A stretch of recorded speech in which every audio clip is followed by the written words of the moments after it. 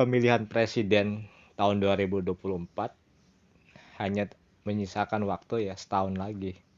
Bahkan setahun lagi ini tinggal waktu ya sekitar uh, 5 sampai 6 bulan.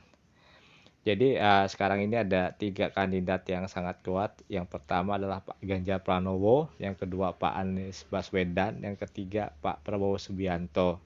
Dan juga mungkin masih ada calon alternatif dari capres lainnya.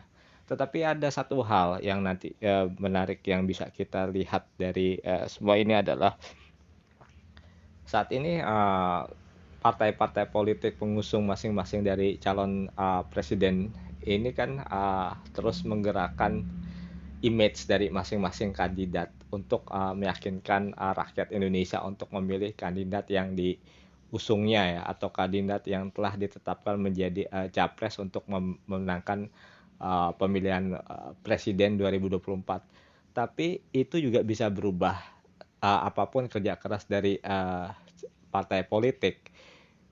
Kalau kita lihat nanti adalah apa yang terjadi perubahan dari pemilih.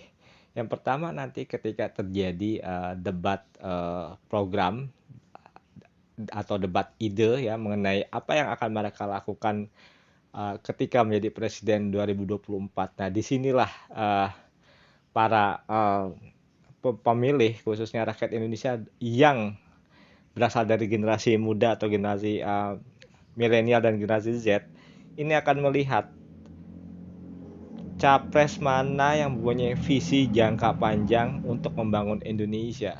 Karena Indonesia saat ini berada dalam banyak era transisi, termasuk juga transisi ekonomi, transisi industri, transisi teknologi.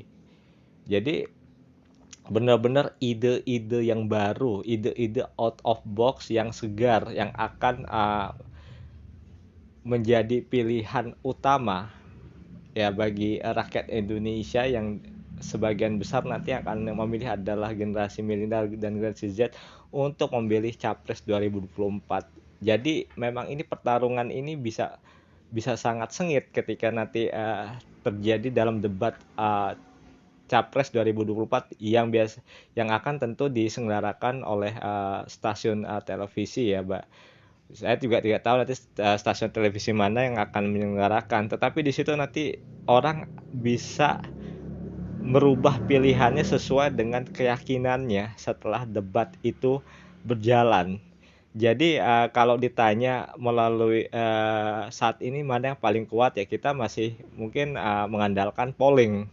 Tetapi setelah debat ini pasti akan terjadi walaupun hasil polling nanti bisa berubah banyak atau bisa berubah hanya sedikit. Nah, ini yang akan kita lihat nanti.